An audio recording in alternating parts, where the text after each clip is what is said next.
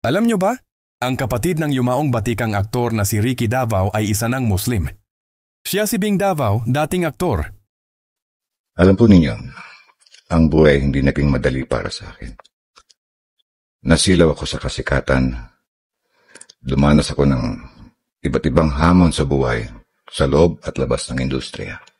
Nung ako'y nagbalik Islam, doon ko natagpuan ang kapayapaan sa aking puso at sagot sa mga katanungan ko sa buhay. Ngunit higit pa rito, hindi lang siya basta nagbalik Islam.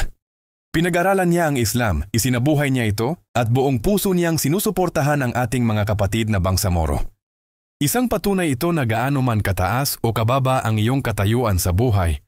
Kapag ang gabay ni Allah ay dumating sa iyo, walang makakahadlang.